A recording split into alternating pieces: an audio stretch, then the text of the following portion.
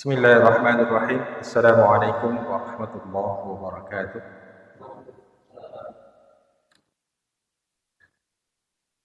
Alhamdulillah. Alhamdulillahilladzi arsala rasulahu bil huda wa dinil haqq liyudhhirahu 'ala ad-dini kullihi wa kafa billahi shahida. Asyhadu an la ilaha illallah wa asyhadu anna Muhammadar Rasulullah. Allahumma shalli wa sallim wa barik ala nabiyyina Muhammad wa ala alihi wa sahbihi ajma'in, amma ba'd. Allahumma inni a'udzu bika an adilla aw udalla aw anzilla aw uzalla aw adlima aw yuzlama alayya. Kaum muslimin jamaah salat maghrib Langgar Darussalam rahimani wa rahimakumullah. Alhamdulillah, segala puji bagi Allah, kembali kita dikumpulkan pada kesempatan malam hari ini untuk berthalabul ilmi, mencoba untuk menjadikan diri kita termasuk orang-orang yang alim. Artinya alim di sini bukan berarti yang ulama banget gitu, tapi mencoba sedikit demi sedikit mengetahui tentang agama kita. Dan sebagaimana perkataan guru saya, sungguh yang bisa melihat sesuatu dengan lebih detail, dengan lebih teliti, itu adalah orang-orang yang alim, orang-orang yang berilmu. Kenapa demikian? Karena orang-orang yang berilmu memiliki kapasitas untuk bisa melihat sesuatu lebih daripada orang-orang yang tidak berilmu. Makanya kalau kita lihat kadang pandangan orang-orang alim di sekitar kita terhadap sesuatu dan pandangan orang-orang yang tidak alim pasti berbeda. Pasti berbeda. Dan inilah yang kemudian memaksa kita mau tidak mau, suka tidak suka, harus berupaya untuk senantiasa meningkatkan kapasitas kealiman kita, kapasitas pengetahuan kita khususnya tentang agama ini, supaya kita bisa melihat segala sesuatunya dengan lebih jernih, dengan lebih, kalau bahasa kampusnya itu subjektif, objektif. Kalau subjektif itu pasti yang muncul biasanya ego, arogansi dan segala macam. Sebagaimana saya dulu masih awal-awal belajar, kemudian coba menerapkan dari mazhab satu mazhab fikih, pandangan terhadap mazhab yang lain pasti nyalahkan, pasti menyalah. Gimana mau membenarkan yang kita pelajari cuma satu mazhab, lalu kemudian tidak sesuai dengan kita, akhirnya kita menyalahkan yang lain. Ini berubah ketika Allah berikan hidayah untuk mempelajari mazhab yang lain dengan ulama yang lain juga, maka Allah bukakan pintu kebijaksanaan. Bukan sekarang sudah bijaksana, belum. Tapi setidaknya kita akan menilai sesuatu lebih adil. Kenapa ada yang beramalan seperti ini? Kenapa ada yang beramalan seperti itu? Kendati pun mungkin yang mengamalkan tidak tahu dasarnya, tapi karena kita mencoba mempelajari, ternyata dia mengambil dari sini, dia mendasarkannya dari sini, kan begitu Pak ya. Sehingga kita menjadi orang yang penuh syukur kepada Allah ketika dibukakan lebih terhadap hal-hal seperti itu. Maka semoga Allah Subhanahu wa taala menjadikan kita orang-orang yang betul-betul senantiasa meningkatkan kapasitas pemahaman kita sampai akhir hayat kita. Amin ya rabbal alamin.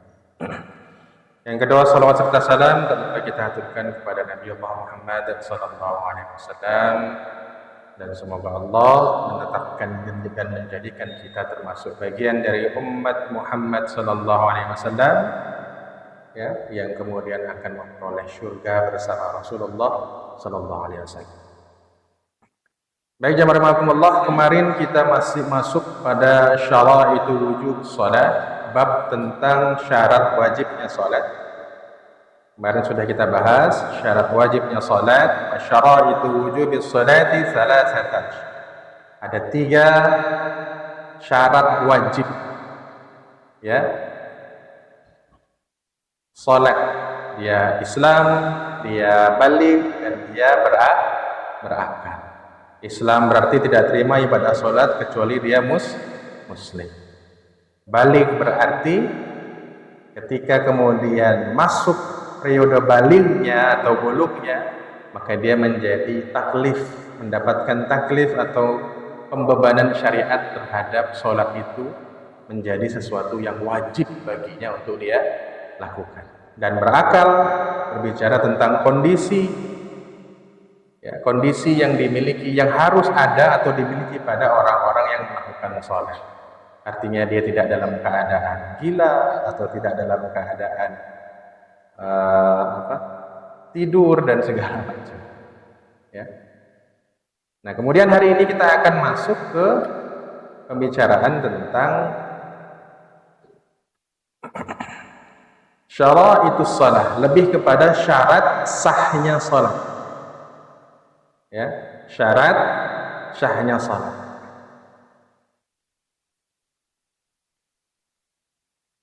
Nah, ini jamaah. Maka di dalam kitab tersebut, Matan Abu Suja, disebutkan faslun wa syaraitus salati qabla dukhuli fiha khamsatu asya.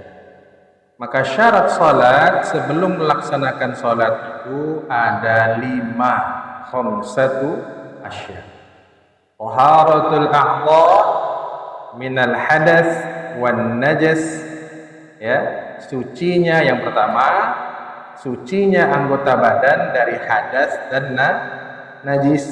Yang kedua, wasyatrul aurati bilibasin tahir, menutup aurat dengan libas itu kain, pakaian yang tahirin, yang suci.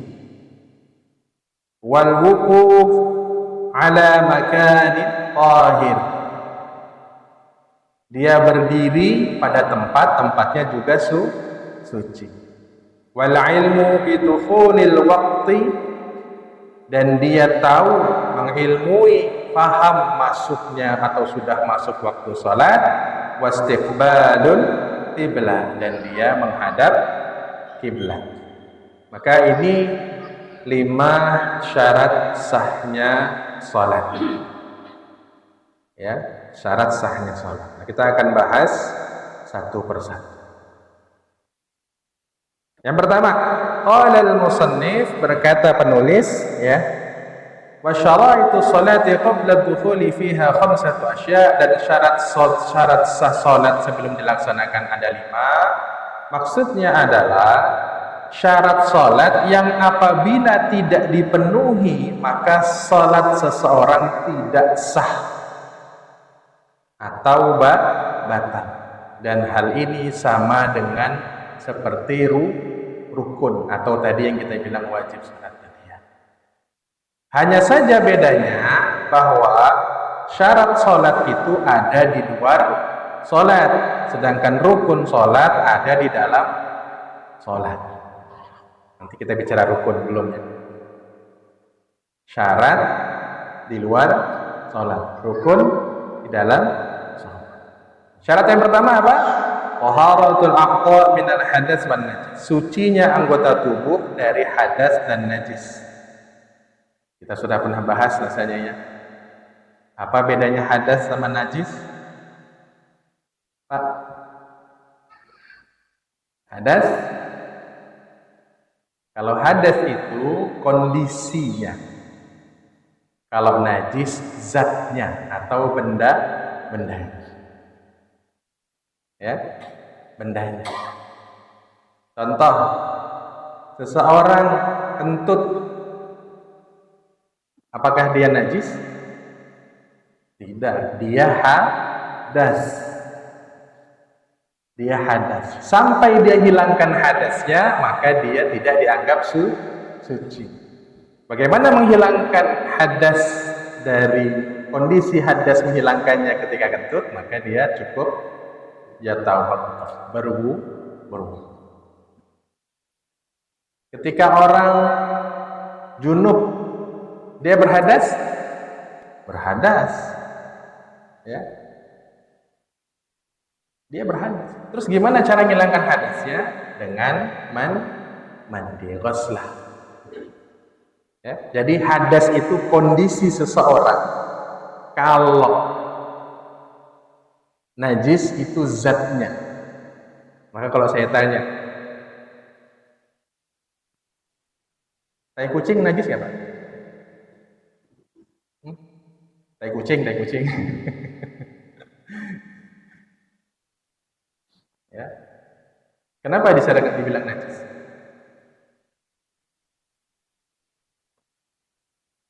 Nah, itu nanti kita bahas, ada nanti pasalnya.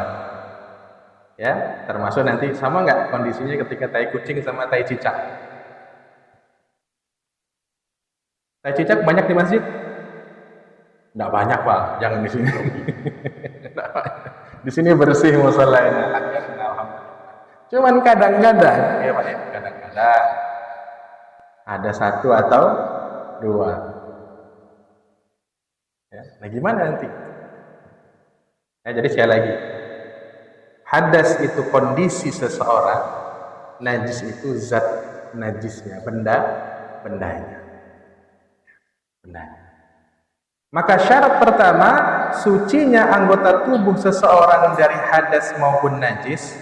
Suci dari hadas jelas dalilnya hadis riwayat Muslim, la yaqbalullahu shalah bi ghairi tuhur. Tidaklah Allah menerima salat seseorang kecuali dalam kondisi bersuci.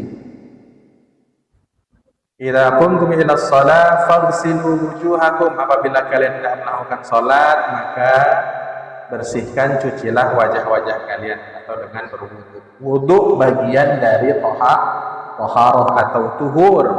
Di sana ada wudu, di sana ada tayamum, di sana ada mandi, di sana ada apa lagi Pak?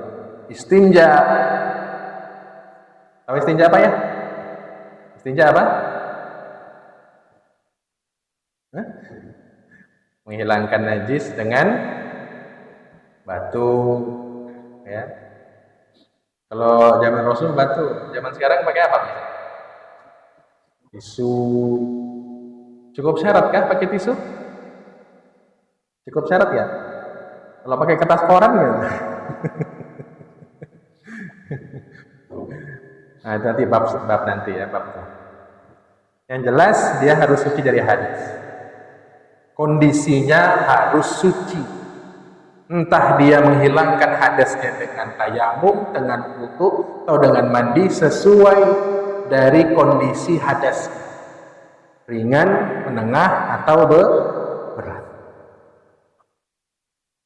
Kalau dia junub cukup nggak dengan wudu? Tidak cukup. Tapi kalau ada orang kentut lalu dia mandi junub, boleh nggak? Boleh nggak? Nggak yakin saya Pak, saya mandi aja ya.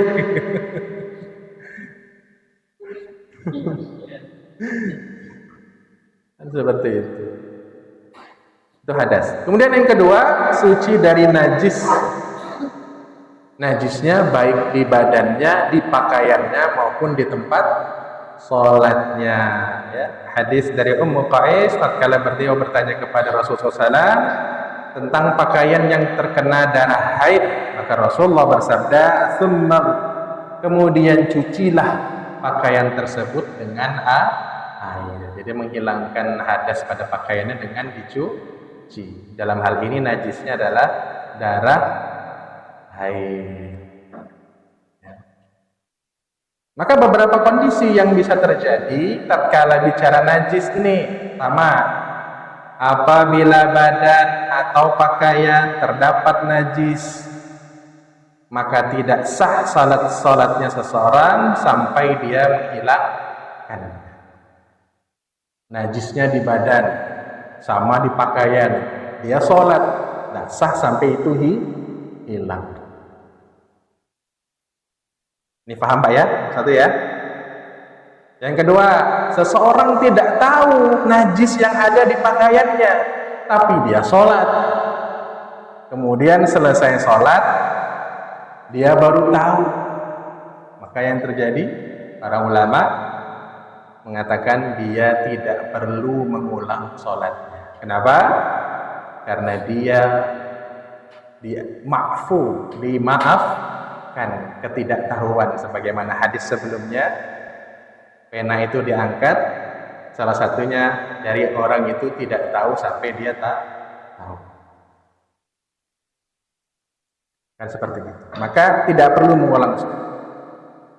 Yang ketiga, apabila dia mengetahui pada saat di pertengahan sholatnya ada najis, maka dia wajib untuk menghilangkan atau membuang najis tersebut jika memungkinkan. Dan konsekuensinya tergantung, bisa tidak mengulangi yang sebelumnya. Ya. Contoh, Rasulullah pernah waktu sholat jamaah dengan sahabat, tiba-tiba beliau langsung menyingkirkan sandalnya. Lagi sholat Pak. Beliau dikasih tahu sama malaikat sandalnya itu ada najis, sama beliau langsung pas sholat dilepas, disingkir. Dan apa yang terjadi pada sahabat? Bingung. Untung nggak ngikuti lepas sandal Pak.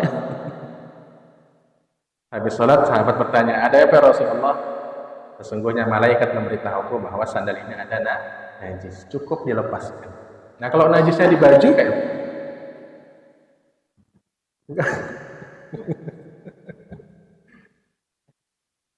makanya bahasanya di sini, kalau memungkinkan untuk dihilangkan, hilangkan. Kayak sandal bisa dihilangkan, lepas. Kalau yang lain bisa dilepas. Tongkok bisa, ada najisnya. Baju, celana,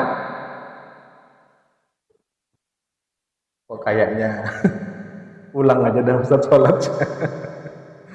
Yang intinya memungkinkan. Makanya di sini nanti muncul hukum tentang siapa yang pernah sholat kejatuhan tai cicak. Nah, pertanyaannya, tai cicak itu najis atau tidak?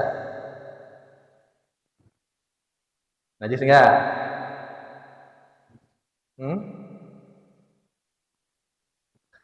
Poin yang keempat, apabila najis itu tidak dapat dihilangkan dari badannya atau pakaiannya pada saat dia sholat, maka dia wajib mengulangi sholatnya.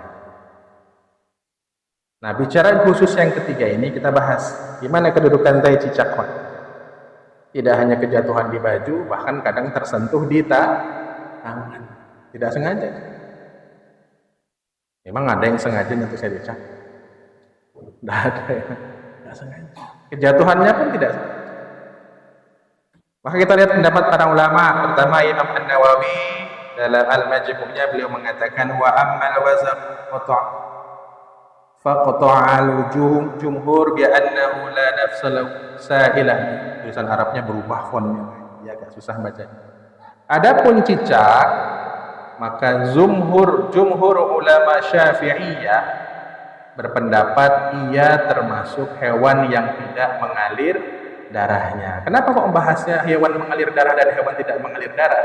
Karena ada keterangan sebelumnya, perbedaan itu najis atau tidak najis karena dilihat dari hewan yang tadi, apakah dia memiliki darah yang mengalir atau tidak.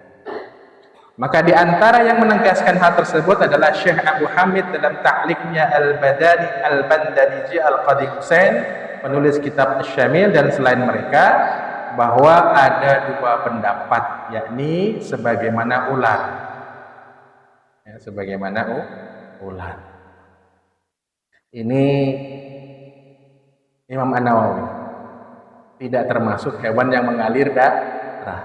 Jadi cicak tidak najis, kata Imam An-Nawawi.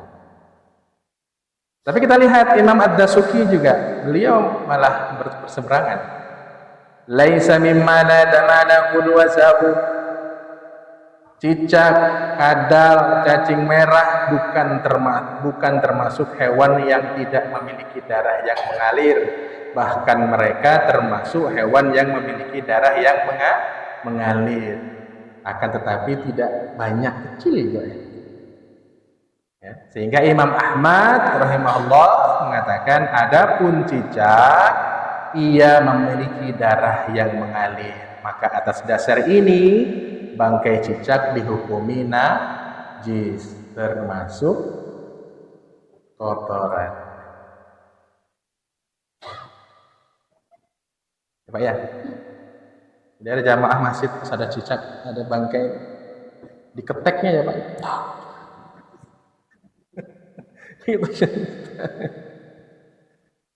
Ya, diketeknya. Jadi silahkan Bapak mau ikut yang mana? Mau yang bilang dia tidak najis, mau yang bilang najis, silahkan. Saya sampaikan data. Ya, silahkan Pak. Tapi jumhur mengatakan najis. Itu. Nanti lebih jelas kita bahas di bab taharahnya. Ya. Kenapa kok bangkai itu dihukumi najis? Ya. Bangkai najis nggak Pak? Najis nggak? Bangkai laut? Kenapa enggak? Karena ada hadis Rasulullah mengatakan bangkai laut tidak bangkai laut. Bangkai laut itu ya maksudnya hewan laut ya, bukan orang dicemplungin ke laut. Jadi enggak najis. Enggak lain lagi itu kasus. Ya, jadi syarat yang pertama adalah suci dari hadas dan najis. Kalau mau sholat, pastikan tidak berhadas diri kita, pastikan tempatnya, pakaiannya, ya, badan, pakaian atau tempatnya terbebas dari najis. Kenapa kok enggak terbebas dari hadas? Pakaian, tempat tidak terbebas dari hadas. Kok enggak hadas? Ya salah, karena hadas itu yang dihukumi adalah orangnya. Kalau tempat najis. Coba ya, pahami ya. Syarat yang kedua, wasaturul aurati bilibasin tahirin, dan menutup aurat dengan pakaian dan pakaiannya suci. Suci berarti tidak najis. Dan ini dihukumi wajib secara mutlak walaupun dalam keadaan sendirian di ruangan yang gelap gulita. Sudah sendirian di ruangan yang gelap. Memang kalau kita sendirian di ruangan gelap terus sholat telanjang gitu, tidak mungkin ya. Tetap dihukumi wajib libas, pakai pakaian. Dan inilah ijma, wajib berdasarkan ijma menutup aurat pada saat melakukan sholat. Surah Al-A'raf ayat 31, khudhu zinatukum 'inda kulli masjid, pakailah pakaian yang terbaik ketika masuk ke dalam masjid. Pakaian yang terbaik. Makanya kata Ustaz Hadi Hidayat, hati-hati kalau punya pakaian tapi jarang dipakai. Ya. Itu dihisab sama Allah. Kalau bisa tiap pakaian itu pernah dipakai sholat walaupun satu kali. Ya, walaupun satu kali. Tapi pakaian renang pakai sholat kayak apa? Ya tentu yang pantas. La yaqbalu Allahu salatan qa'idin illa bi khimar. Dan Allah tidak menerima salat seseorang yang haid ya kecuali ia memakai khimar atau penutup kepala. Maksudnya adalah salat seseorang yang balik sudah mukallaf, jika dia tidak menutup auratnya maka tidak diterima salatnya oleh Allah, karena menutup aurat merupakan syarat sahnya salat. Auratnya laki-laki di mana Pak? Hah? Dari mana? Atasnya mana? Pusat. Bawahnya? Lutut. Yakin? Pusat sampai lutut. Sebenarnya kalau bicara dalil, bahkan paha pun masih pertentangan.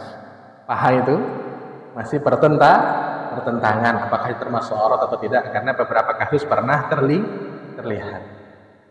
Tapi diambil secara muruahnya saja. Muruah itu apa? Rasa malu ya. Harga diri lah. Kalau makanya saya susah menghukumi orang yang main volley, bulu tangkis. Pahanya kelihatan nggak? Pahanya. Tanyain kenapa kok nggak menutup aurat? Lah, paha kan bukan aurat. Carikan dalilnya paha aurat. Betul juga. Kehati-hatian ulama menyebutkan sampai lutut. Betul juga. Tapi masalahnya muruah, rasa malu. Jangankan bicara sampai lutut, pakai celana sampai lutut saja bagi saya malu saya. Makanya biasanya dipanjangkan sampai setengah apa? Setengah betis. Bukan setengah tiang ya. Setengah betis. Seperti itu. Ada muruah, ada rasa malu. Tapi kalau dia nggak malu gimana? Biarpun pakai setengah paha. Ini laki-laki bukan perempuan ya. Nah, di sini letak perbedaannya. Tapi lebih baik berhati-hati. Setidaknya sampai lutut. Setidaknya sampai lutut. Ya. Tapi kalaupun mau dipanjangin lebih baik. Lebih baik. Nah, kalau perempuan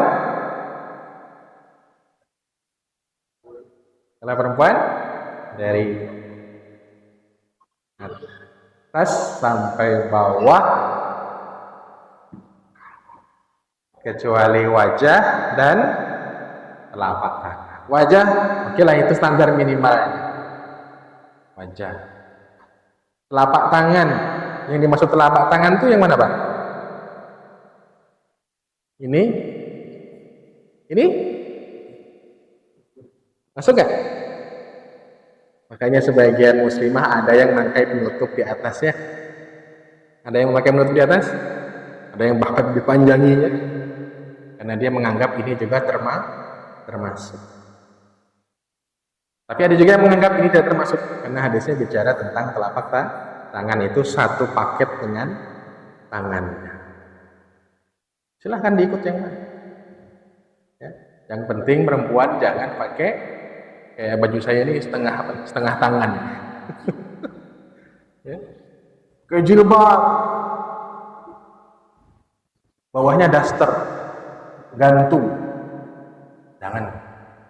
Atasnya tertutup, bawahnya kena. Di tempat saya tuh banyak yang begitu. Jilbabnya besar-besar. Tapi dasternya you can see.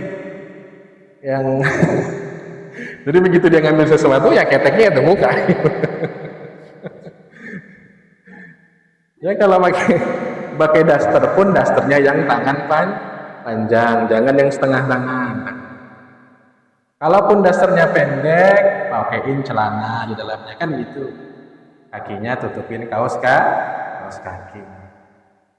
Ustaz, panas Ustaz ini. Ya, mau pilih panas di sini, panas di sana. Ayo, mau panas di sini kah atau panas di sana? Ya. Makanya kalau ditanyakan pakaian standar yang benar wanita muslimah itu pakaian apa? Pakaian sholat. Besar, tidak nerawang, lebar, tidak ngepres. Kalau mau bicara standar ya. Kalau bicara standar. Tapi kan karena banyak model dan segala macam, coba di macam-macam. Masa kemana-mana pakai mukena, Ustaz?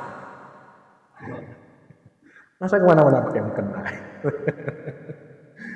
Ya, karena wanita itu punya kedudukan khusus di mata Allah. punya kedudukan khusus di mata. Ya, tapi wajib menutup aurat, ya. Wajib menutup aurat. Dan ini sesuatu yang tidak bisa ditolerir. Ya, tidak bisa ditolerir. Kemudian yang ketiga adalah dan berdiri melaksanakan sholat itu di tempat yang suci.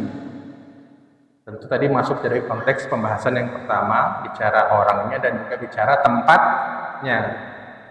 Rasulullah tatkala memerintahkan menyiram kencingnya orang Arab Badui di masjid.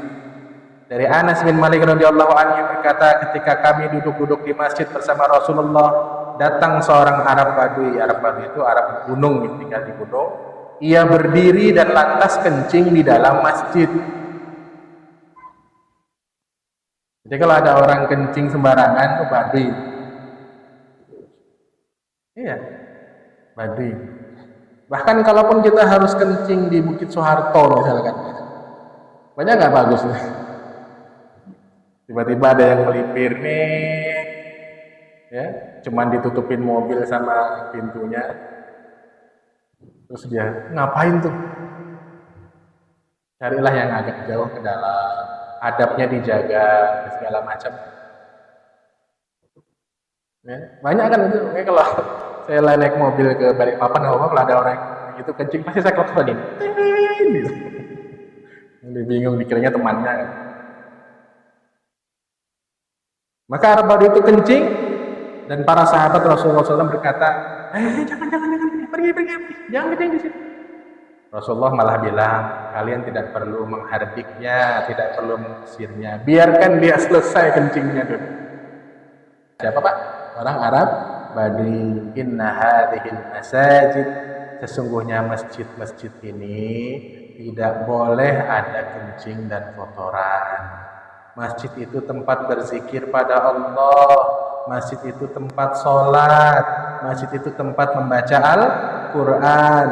Kemudian beliau meminta seseorang dari kaum muslimin atau kaumnya masjid dia didatangkan atau membawa wadah berisi air, lantas kencingnya pun disiram. Karena menghilangkan najis kencing dengan air. Kalau di sini Pak, ada yang kencing di karpet sini.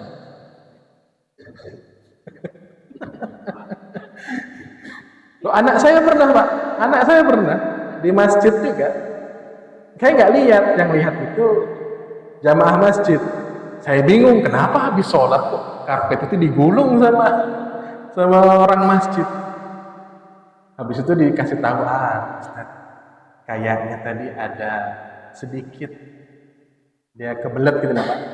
Yang keluar, saya langsung minta maaf ya Pak. Nggak apa-apa Ustaz, nggak apa-apa. Kita kirim ke pencucian aja Pak. Saya ganti, nggak usah diganti. Ya. Apalagi masjid kita kan, kalau masjidnya tehel begini kan tinggal siram aja, gitu kan. Kalau karpet begini, ya, cuci karpet berapa? Maka tempatnya harus suci dari najis. Makanya yang kadang tidak, kalau kencing kan mungkin kasuistisnya jarang ya. Yang agak sering itu tadi, cicak tadi, binatang yang jatuh. Ya. Apalagi yang masih baru. Kayak kalau di tempat saya, di masjid saya, di masjid itu tempat perburuan cicak kalau ada. Karena emang disunahkan ya. Tembakin, kayak tembakan anak-anak. Ya, tuh. Jadi tempatnya harus suci dan alhamdulillah tangga ini cukup bersih, masya Allah. Ya, bersih, masya Allah. Silahkan. Terus yang keempat adalah mengetahui atau tahu masuknya waktu sholat. Ini sudah kita bahas Pak ya, masuknya waktu sholat. Jadi masuknya waktu sholat adalah syarat sah diterimanya sholat seseorang. Kalau belum waktu sholatnya dia sholat, maka sholatnya dianggap batal, dan itu harus diulang kecuali dia terikat kondisi waktu, misalkan jamak takdim atau jamak takhir, ada itu ya. Nah seperti itu. Dan ini sudah kita bahas pada pertemuan sebelumnya, waktu-waktu. Dan syarat yang kelima adalah mustaqbalu kiblat, menghadap kiblat. Dalilnya awalli wajhaka syatral masjidil haram, hadapkanlah wajahmu ke arah Masjidil Haram. Dan ketika Rasulullah mengajarkan tentang musii'us shalah, tentang buruknya salat seseorang, Rasulullah menyebut wastaqbilil qiblata wa kabbir, menghadaplah ke arah kiblat dan bertakbirlah. Cuman masalahnya kondisi menghadap kiblat ini ada dua bagi yang melihat, karena bicara kiblat itu kemana? Kiblat itu kemana? Ka'bah. Bicaranya direksional, arah.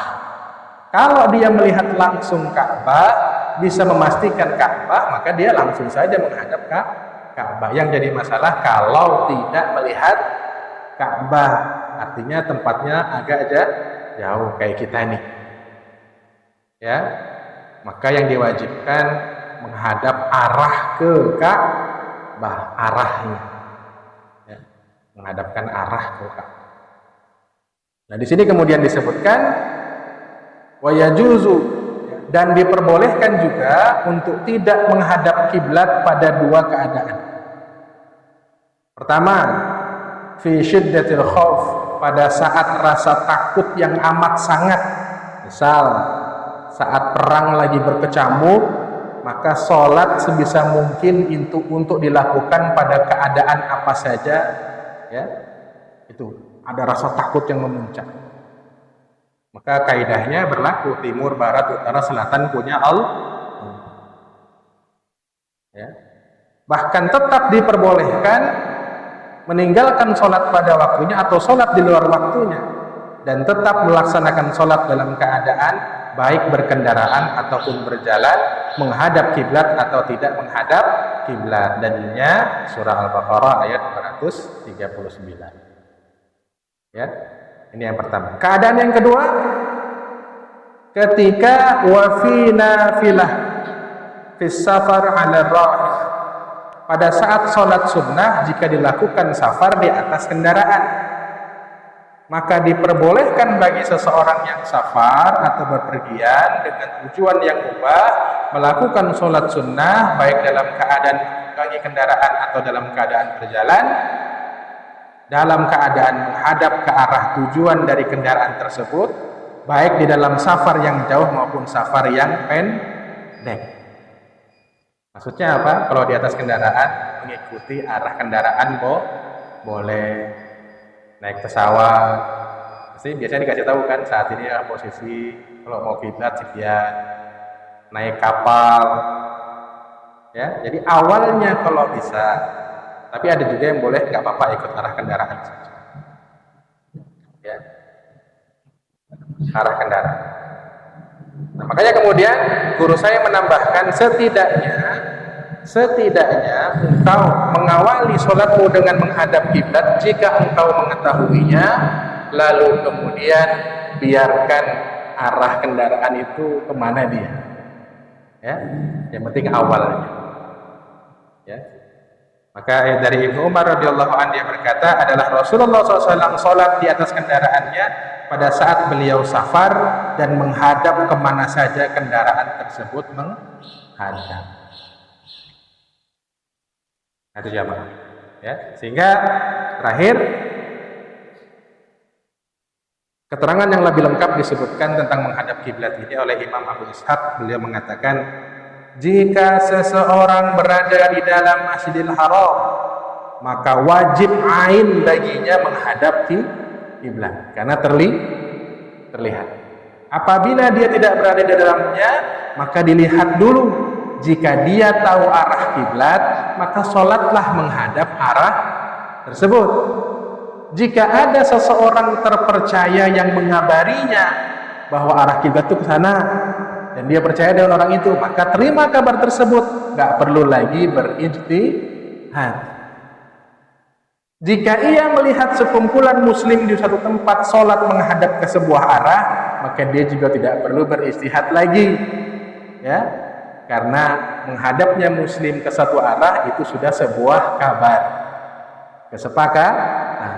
Jika tidak ada sesuatu pun, maka dilihat dulu. Jika ia adalah seseorang yang bisa menangkap suatu tanda, punya ilmu tentang falak misalkan ya, sedangkan kondisinya jauh dari Ka'bah atau Mekah, ia mesti beristihad mencari arah kiblat menggunakan metode yang bisa dia lakukan, misalkan melihat matahari, bulan, bintang, atau arah angin. Wajib baginya berijtihad sebagaimana orang berilmu beristihad menyikapi persoalan itu. Misalkan kalau lagi sendirian di mana, di hutan misalkan ya, mana ini kiblatnya? Ya, kalau dia punya ilmunya, dia wajib mencoba dengan ilmunya. Terus kalau enggak gimana? Kalau dia enggak punya ilmu, maka kata Imam Al-Halabi mengatakan cukup menghadap arah, misalkan ke Ka'bah barat saja, taunya barat pokoknya. Saya taunya barat, ya sudah hadap barat. Ya. Biasanya kan orang-orang awam gitu ya. Ka'bah tuh arahnya mana? Barat. Padahal nggak mesti barat persis kalau dari Indonesia. Kalau lihatnya dari Amerika kan bukan barat. Ya kan? Nah, kondisi yang seperti ini diperbolehkan. Saat tidak mengetahui tanda-tanda keberadaan bentuk fisik Ka'bah, maka orang yang mampu mengetahui Ka'bah bisa diandaikan bisa dihasilkan dengan ijtihad. Dia tidak cukup menghadap arah saja tanpa hilafiyah. Maka bahasanya itu diperbolehkan menghadap arah mana saja jika dia tidak mengetahui betul. Ya. Makanya biasanya kalau jauh-jauh pergi ke tempat yang sepi itu bawa-bawa kompas lah.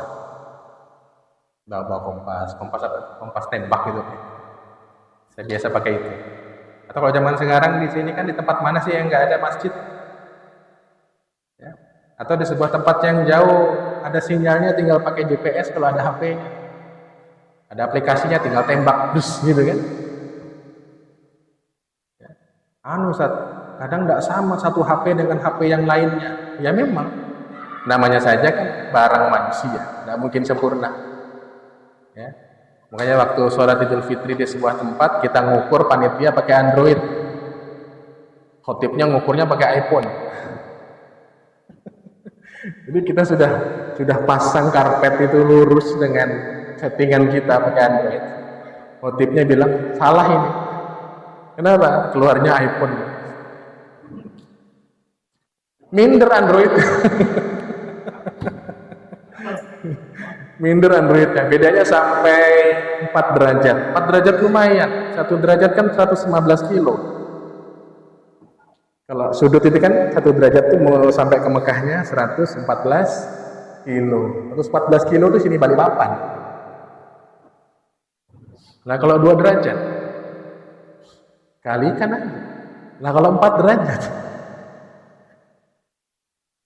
makanya kata Deddy Miswar, jangan-jangan ngadap Manchester United. Salatnya ada.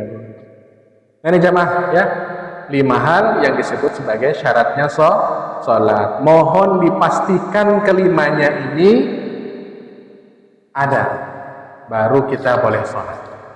Badannya suci dari hadas, najis, auratnya tertutup, ya, tempat sholatnya suci, sudah masuk waktu sholat, dan pastikan ini menghadap kiblat. Ini langgar sudah diukur belum? Sudah diukur belum kiblatnya?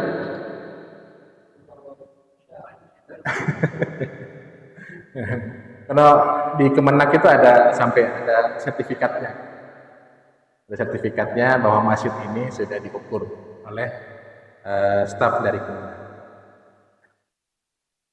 Walaupun nggak mesti begitu. Karena memang, mohon maaf ya, kebiasaan orang-orang kita zaman dulu itu kalau bikin masjid atau langgar itu lihat jalan. Hidayatik kama nawwartal ardh syamsika abadan ya arhamar rahimin. Rabbana atina fid dunya hasanah wa fil akhirati hasanah wa qina adzabannar. Sallallahu ala sayyidina Muhammad wa ala alihi wasallam. Walhamdulillahi rabbil alamin.